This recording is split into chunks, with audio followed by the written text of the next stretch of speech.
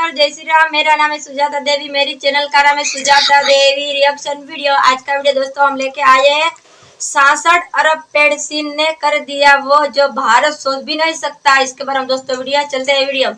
क्या हो अगर मैं आपसे कहूं कि चीन अपने सबसे बड़े रेगिस्तान को जंगल में तब्दील कर रहा है। दुनिया का सबसे बड़ा पौधे लगाने वाला मेगा प्रोजेक्ट चाइना में चल रहा है, जिसमें एक बंजर रेगिस्तान में 100 अरब पेड़ लगाकर दुनिया का सबसे बड़ा आर्टिफिशियल फॉरेस्ट बनाया गया है, जिसका नाम है the great green wall of China. एक ऐसा महत्वाकांक्षी प्रोजेक्ट जिस पर चीन पिछले 50 सालों से काम कर रहा है। क्या बात है, और इसके पूरा होते ही चीन की तकदीर और तस्वीर दोनों बदल जाएगी। लेकिन चीन को रेगिस्तान में पौधे लगाने की जरूरत क्यों पड़ी? कैसे वो इस प्रोजेक्ट में अनगिनत बार फेल होकर भी नहीं रुका? क्या चीन के सीक्रेट प्रोजेक्ट से भारत और दुनिया को डरना चाहिए या सीखना चाहिए? जानेंगे इस वीडियो में, लेकिन उसके पहले अगर आप पर्यावरण प्रेमी हैं तो वीडियो को लाइक जरूर कर दीजिए। 70 के दशक में चीन ने बड़े एनवायरमेंटल क्राइसिस का सामना किया। वहां के रेगिस्तान काफी तेजी से फैल रहे थे और एक रेतीली दानव की तरह उपजाऊ जमीन को निगलते जा रहे थे। रेगिस्तान के उठते सैंडस्टॉर्म्स यानी रेतीले तूफान अक्सर शहरी इलाकों में पहुंच रहे थे, जिससे पूरा आसमान धूल से भरा रहता था। औसत तापमान भी तेजी से बढ़ रहा था। बीजिंग जैसे रिहायशी शहरों में हर महीने 2 बार सैंडस्टॉर्म आने लगे थे और रेगिस्तान में रहने वाले करोड़ों लोग चीन के बड़े शहरों में माइग्रेट कर रहे थे, जिससे वहां भीड़ बढ़ रही थी। दूसरी तरफ उपजाऊ जमीन कम होने की वजह से चीन का एग्रीकल्चर भी प्रभावित हो रहा था, जिससे हर साल 54 बिलियन युआन यानी करीब 63,400 करोड़ रुपयों का आर्थिक नुकसान हो रहा था। अगर ऐसा ही चलता रहता तो अगले कुछ सालों में यानी 100 सालों में चीन का 50% हिस्सा रेगिस्तान में तब्दील हो जाता। बारिश, पीने का पानी, उपजाऊ जमीन, रहने लायक शहर और पैसों की कमी की वजह से चीन दुनिया की उभरती हुई इकोनॉमी की जगह सबसे गरीब देश बन जाता। हालात इतने खराब हो गए थे कि चीन के कई इलाके तो हजारों हेक्टेयर उपजाऊ जमीन खो रहे थे। जरा सोचिए, आप सुबह उठते हैं और एक बड़ा सा धूल का तूफान आपके पूरे शहर को रेत से नहला देता है। नदी, तालाब, फसल, हवा सब कुछ दूषित कर देता है। ऐसा साल में एक बार नहीं, कम से कम 50 बार होता है, जिसकी वजह से आप स्कूल, कॉलेज या ऑफिस भी नहीं जा पाते। ऐसे में क्या आप अपने इलाके में रहना पसंद करेंगे? बेशक नहीं। इसलिए चीन के सबसे बड़े रेगिस्तान गोबी और तकला मकान रेगिस्तान के पास रहने वाले इलाकों के लाखों लोग हर साल अपना गांव छोड़कर शहरों की तरफ पलायन कर रहे थे, जिससे एक समय पर हरे भरे रहने वाले गांव अब वीरान पड़ने लगे थे, जिससे खास तौर पर एग्रीकल्चर पर इफेक्ट हो रहा था। तभी चीनी सरकार ने इस प्रॉब्लम को सीरियसली लिया और 3 north shelter forest programme launch कर दिया, जिसे आज हम द ग्रेट ग्रीन वॉल के नाम से जानते हैं। लेकिन इस प्रोजेक्ट की जरूरत क्यों पड़ी और इसमें चीनी सरकार क्या करने वाली थी? तो देखिए, 1950 के दशक में चीन में मैसिव इंडस्ट्रियलाइजेशन हो रहा था और फैक्ट्रीज बनाने के चक्कर में चीनी लोगों ने नॉर्थ चाइना में बहुत पेड़ काटे और इसी डिफॉरेस्टेशन की वजह से चाइना के इस तरफ गोबी रेगिस्तान आउट ऑफ कंट्रोल हो गया, क्योंकि जमीन में रेत को पकड़ कर रखने वाले पेड़ पौधे सभी खत्म हो गए थे और इनकी जड़ें उखड़ते हुए रेतीले तूफानों को रोकने वाले पेड़ दोनों गायब हो चुके थे। इसलिए गोबी रेगिस्तान की रेत पतली होने लगी और यहाँ के रेतीले तूफान उठने लगे, जो सीधा बीजिंग तक पहुंच रहे थे।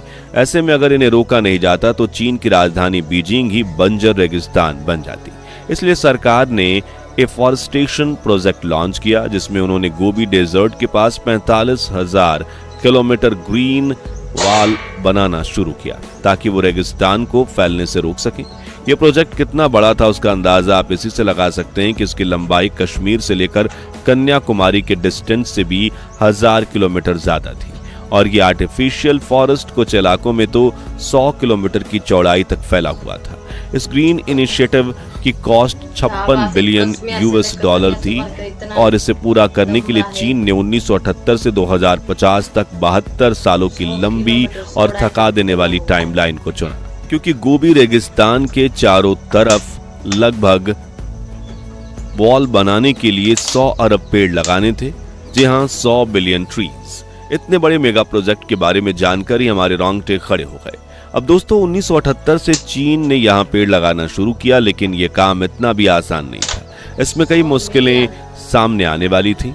अब शुरू में चीन सरकार ने वहां ऐसे पेड़ लगाने शुरू किए जो रेगिस्तानी इलाकों की तपती धूप और कम पानी में पनप सके, लेकिन यहाँ उनकी सबसे बड़ी गलती थी मोनोकल्चर यानी एक तरह के पेड़ पौधे लगाना, जिससे ये पेड़ कमजोर और रोगों के प्रति संवेदनशील बन गए। नतीजन साल 2000 में भी ग्रीन वॉल में लगाए गए 1 अरब यानी 100 करोड़ पेड़ एक बीमारी की वजह से नष्ट हो गए। 2008 में भारी बर्फबारी और तूफानों ने 10% कृत्रिम जंगलों को नुकसान पहुंचाया। स्थानीय किसानों ने पुराने पेड़ काटे जिससे वो वहां अपनी जरूरत की फसलें लगा सकें। इतना ही नहीं, चीन ने जिस प्रजाति के पेड़ लगाए थे उन्हें सरकार के अनुमान से ज्यादा पानी की जरूरत थी, इसलिए वो सूखने लगे और मिट्टी कमजोर होने लगी और रेगिस्तान फिर से फैलने लगा। और जब साल 2004 में इस पर एक स्टडी हुई तो चीन की सरकार ही हिल गई। दरअसल पिछले 26 सालों में उन्होंने जितने पेड़ लगाए थे उनमें से सिर्फ 15% ही जीवित रह पाए थे। अब तक इस प्रोजेक्ट में अरबों डॉलर लग चुके थे और कोई भी देश इतनी बड़ी हार के बाद इसे बंद कर देता, लेकिन चीन ने इसका सॉल्यूशन खोजना शुरू किया। उन्होंने नामी साइंटिस्ट कियान ह्यूजेन के सामने मदद की गुहार लगाई। कियान ने अपनी टीम के साथ मिलकर चाइना में फैल रहे रेगिस्तान की डिटेल्ड स्टडी की और एक अनोखी तरकीब पेश की। उनका कहना था कि सिर्फ पेड़ पौधे लगाने से कुछ नहीं होगा, बल्कि हमें उस रेगिस्तानी एरिया को एक जंगली इलाके जैसा इकोसिस्टम देना होगा, जिसके लिए 3 कदम अपनाने चाहिए। पहला, फॉरेस्ट्री। अब एक जंगल में अलग अलग तरह के पेड़ हों और स्पीसीज होते हैं, लेकिन चीनी अथॉरिटी गलती ये कर रही थी कि वो मोनोकल्चर अपना रही थी, यानी एक इलाके में 10,000 एक जैसे पेड़ लगा दे रही थी। लेकिन अब उन्होंने पूरे इलाके में हजारों तरह के अलग अलग पेड़ और पौधे घास लगाना शुरू किया ताकि वो इलाका पूरी तरह से असली जंगल जैसा दिख सके। हालांकि यहाँ वो पेड़ पौधे चुनना जरूरी थे जो रेतीले जमीन में भी उग सके, इसलिए प्रॉपर रिसर्च किया गया और वैज्ञानिकों ने लैब में ही 85 नए प्रकार के पेड़ डेवलप किए। जी हाँ, पुराने स्पीसीज से नई प्रजाति के पेड़ बनाए जो इन कंडीशंस में सर्वाइव कर। जैसा कि आपने साइबेरियन एल्म पेड़ के इस नए चाइनीज वर्जन को ही ले लीजिए, जिसकी जड़ें जमीन में 80 मीटर गहराई तक जाकर पकड़ बना सकती हैं, जो करीब 25 मंजिला इमारत जितनी गहराई। और ये पेड़ सिर्फ 100 मिलीमीटर सालाना बारिश पर भी जीवित रह सकता है। इस तरह कई अनोखे पेड़ लगाए गए। साथ ही ऊपरी लेयर में नदी किनारे वाली गीली मिट्टी भी डाली गई, उच्च गुणवत्ता वाला खाद भी डाला गया और कुछ लोगों को इन पेड़ पौधों को रोजाना पानी देने की ड्यूटी में लगा दिया गया। दूसरा कदम था एग्रीकल्चर, क्योंकि सिर्फ पेड़ पौधे लगाकर इस समस्या का समाधान नहीं निकाला जा सकता था, बल्कि यहाँ से लोगों को रोजगार मिलना भी जरूरी है। और चीन की आबादी भी तो काफी ज्यादा है, इसलिए आसपास के गांव के किसानों को इस जमीन पर खेती करने के लिए प्रेरित किया गया और उन्हें उस तरह की फसलों की खेती करने को कहा गया जो रेतीली जमीन कम पानी में पनप सके। इस तरह पहले फॉरेस्ट्री प्रमोट की गई, फिर एग्रीकल्चर प्रमोट किया गया और जब इकोसिस्टम को पूरा करने के लिए एक आखिरी प्रक्रिया बाकी थी और ऐसा ना करने की गलती की वजह से ही 1978 से 2004 तक चीन का ये ग्रीन वॉल प्रोजेक्ट एक फेलियर रहा। लेकिन अब सरकार बहुत गहराई से सोच रही थी और आखिर में तीसरा कदम जो साइंटिस्ट कियान ह्यूजेन ने सुझाया वो था एनिमल हस्बेंड्री यानी पशुपालन, क्योंकि बिना जानवर के लिए कोई जंगल अस्तित्व नहीं रखता। लेकिन अब सबसे बड़ा सवाल था कि शुरुआत हम किस जानवर से करें और किन जानवरों को इन जंगलों में छोड़ा जाए। इसे लेकर वैज्ञानिकों ने काफी रिसर्च किया और इन नए जंगलों में कीड़े मकोड़े, छोटे जीवों और खरगोश जैसे जानवर छोड़े, जिन्होंने वहां के एनवायरनमेंट के हिसाब से खुद को इन्वॉल्व किया और एक इकोसिस्टम पनपने लगा और जल्द ही चीन को इसका रिजल्ट भी दिखने लगा। आज चीन इस प्रोजेक्ट में 100 अरब पेड़ लगा चुका है, जो इतने ज्यादा हैं कि अगर आप उन्हें एक दूसरे के पीछे रखें तो पृथ्वी के पूरे 60 चक्कर लगाए जाएंगे। चीन के इन पेड़ों से उत्तरी इलाके में गोबी डेजर्ट के पास 3000 किलोमीटर का आर्टिफिशियल फॉरेस्ट का प्रोजेक्ट पूरा कर लिया गया और 2050 तक 4500 किलोमीटर लंबा जंगल बनाने का चीन का यह प्रोजेक्ट शायद टारगेट से पहले ही पूरा हो जाएगा, क्योंकि अब चीन ने इसमें ऑटोमेटिक मशीन से पेड़ लगाने की टेक्नोलॉजी का भी इस्तेमाल करना शुरू कर दिया है। अब उन्हें रेगिस्तान को फैलने से रोकने के लिए सटीक तोड़ मिल गया है और पूरी दुनिया चीन के इस the great green wall project की काफी तारीफ कर रही है। लेकिन अब सवाल आता है कि क्या इससे भारत को कोई खतरा है और हमें चीन के इस प्रोजेक्ट की किन गलतियों से क्या सीखना चाहिए। तो देखिए, चीन के इस इनिशिएटिव से भारत को बहुत कुछ सीखने को मिल सकता है।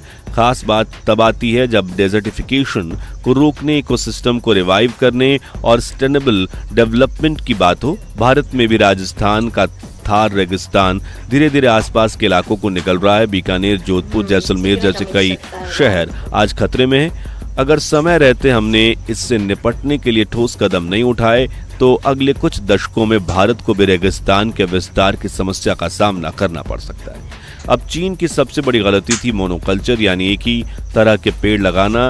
हमें इससे सीख लेकर बायोडायवर्सिटी पर जोर देना चाहिए। अलग अलग तरह के पेड़ पौधे, झाड़ियां, घास, जानवर और कीड़े ये मिलकर एक मजबूत इकोसिस्टम बनाते हैं। दूसरी चीज जो भारत सीख सकता है, लंबी सोच और कंटिन्यू एक्शन। चीन ने 1-2 साल नहीं बल्कि 72 साल का प्लान बनाया, फिर चाहे कितनी भी नाकामी क्यों ना आई हो, उन्होंने हार नहीं मानी। वहीं भारत में कई बार प्लान तो बनते हैं लेकिन सरकारें बदलते ही बंद हो जाते हैं। हमें राजनीति से ऊपर उठकर इकोलॉजिकल सर्वाइवल को राष्ट्रीय प्राथमिकता देना होगा। तीसरा सबक है साइंटिफिक अप्रोच। चीन ने लैब में नए पेड़ डेवलप किए, मिट्टी को मॉडिफाई किया और पशुपालन को साथ में जोड़ा। भारत को भी अपने वैज्ञानिकों और पर्यावरण विशेषज्ञों के साथ लेकर इसी तरह के मिशन पर काम करना होगा। और आखिर में सवाल ये कि क्या इससे भारत को खतरा है? सीधा जवाब है नहीं, लेकिन लंबी दौड़ में पीछे छूटने का डर जरूर है। चीन जब पर्यावरण को लेकर इतना बड़ा कदम उठा रहा है और पूरी दुनिया की तारीफ बटोर रहा है तो भारत को भी अब ग्लोबल एनवायरमेंट लीडरशिप के लिए खड़ा होना चाहिए, क्योंकि सवाल सिर्फ पर्यावरण बचाने का नहीं बल्कि भविष्य की पीढ़ियों को जीने लायक जमीन, हवा और पानी देने का है। तो क्या दोस्तों भारत को भी अपने थार रेगिस्तान में पेड़ पौधे लगाने चाहिए? क्या हमें कुदरत को और बेहतर बनाने की कोशिश करनी चाहिए या फिर कुदरत से खिलवाड़ करना भारी पड़ सकता है? अपने कमेंट्स, अपनी राय हमें जरूर बताइए। ये वीडियो अच्छा लगा हो तो इसे खूब लाइक और शेयर कीजिए। उम्मीद करते हैं 11,000 लाइक्स की। और ऐसी ही यूनिक मेगा प्रोजेक्ट्स के बारे में जानते रहने के लिए हमारे चैनल को सब्सक्राइब करके पास वाली घंटी जरूर बजा दीजिए। जय हिंद, जय भारत। वीडियो तो खत्म हो चुका है। चीन ने देखो कितने सारे रेगिस्तान में पौधे लगा दिए हैं और हमारे भारत को भी अपने रेगिस्तान में जो सूखी है रेगिस्तान इसमें पौधे लगाने चाहिए, नहीं लगाना चाहिए भारत को, ये आप कमेंट में जरूर बताना दोस्तों। एक नए वीडियो में मुलाकात होगी, तब तक जय हिंद, जय भारत।